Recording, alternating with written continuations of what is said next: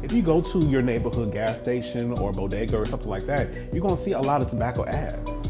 The tobacco industry has really targeted the African American community, especially since like the end of World War II. They realized that this was a population that had money and they would buy. That's where we see such a rise in menthol in around the end of World War II. And we see that that is usually the tobacco product of choice amongst the African American community today.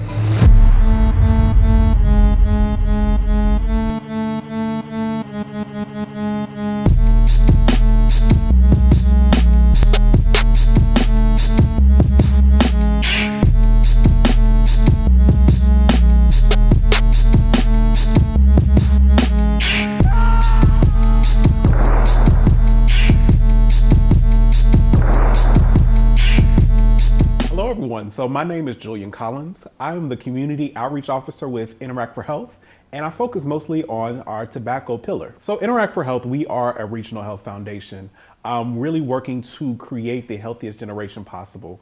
So one of the things that Interact for Health does is that we do a lot of surveys and collect data. And through the data collection, we have found that those who are living with lower incomes, as well as those who are living in our rural communities, smoke at a higher rate than those who live like in the city, or those with more education, or who make more money. So we're really trying to bring a better level of balance. We know that all around the country, the rates of smoking are going down. But here in this region, we're still higher than the national average. If you go to your neighborhood gas station or bodega or something like that, you're gonna see a lot of tobacco ads. The tobacco industry has really targeted the African American community, especially since like the end of World War II. They realized that this was a population that had money and they would buy. So they tried to make sure that there was a tobacco product specific for the Black community. That's where we see such a rise in menthol in around the end of World War II. And we see that that is usually the tobacco product of choice amongst the African American community today.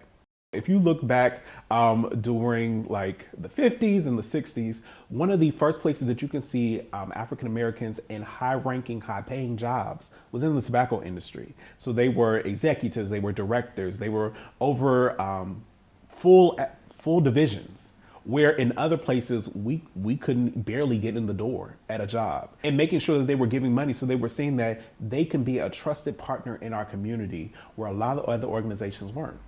They knew this because they say, okay, if we know that we gave this person a scholarship and this person is now able to bring in a lot of money for the community, they say like, oh yeah, I can then trust that tobacco industry. I'm going to use their products.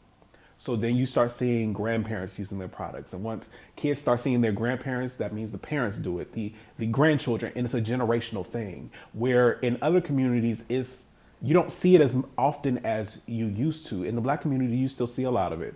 I grew up in a household, my mother was a smoker, my grandmother was a smoker. There were members of my family who smoked. So I understood like that was something that you saw, and I can literally smell certain cigarettes and can pinpoint the brand, because a lot of times you saw that these people were using tobacco products to release stress. This is what they were doing to relax.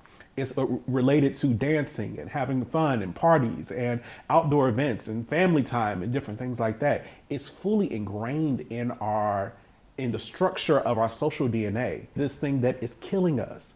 Literally every year, around 47,000 Black Americans die due to tobacco-related illnesses. My grandmother died from lung cancer and emphysema, but yet there are still family members that still smoke. Because what we realize and need to understand is that once somebody starts and that nicotine is in their system, it's hard to quit. Like the way the nicotine works in the body, it's similar to what you will find in an opioid or other kind of high level drugs.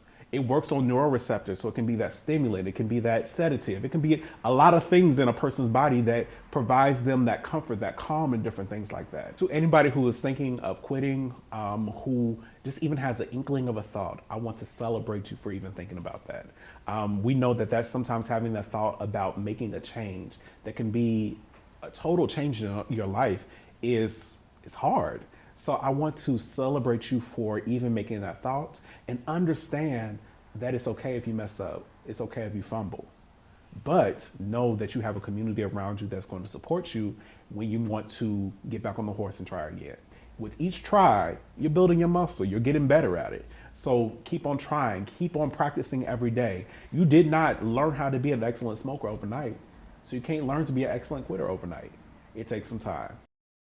One of the great things that I'm super proud to be a part of is Quit Culture. Quit Culture is a community-based initiative really working to reduce the tobacco use in the African American community. Understanding that is not just about giving a resource, but it's also providing support as somebody is making the really hard decision sometimes to quit or reduce their smoking habit. And we understand that just even making that thought to making that change is something to celebrate. And there's not always places that you can do that. So with Quit Culture, even just online right now, we are making sure that we're providing that community support for anybody who is looking to quit smoking. So that could be to quit or just to cut back. This is a place that you can come to say like, hey, I need some support right now. And there are resources to help you quit. So if you need to make a quit plan or you're looking for a cessation option, that is available within Quit Culture. The shirt that I'm wearing is part of what we're calling the Smoke Break Challenge. This is a challenge that will be starting in May that is really working to bring more people into our Quit Culture atmosphere. So if you're interested in signing up for the Smoke Break Challenge, you can go to quitculture.com/smokebreak, where you can go onto the website and fill out a short form asking you some information where you can then be a part of the community for Smoke Break. You can also go there to download the app, which is part of the challenge, where you will then be able to get all different types of lessons and all the different tools you need to make a quit plan to help you have a successful quit attempt. There you can also do all different types of challenges. There will be prompts and different other small challenges throughout the whole process, which will help you get one of these great t-shirts. So I hope to see you in the group and that you're joining us for this Smoke Break Challenge.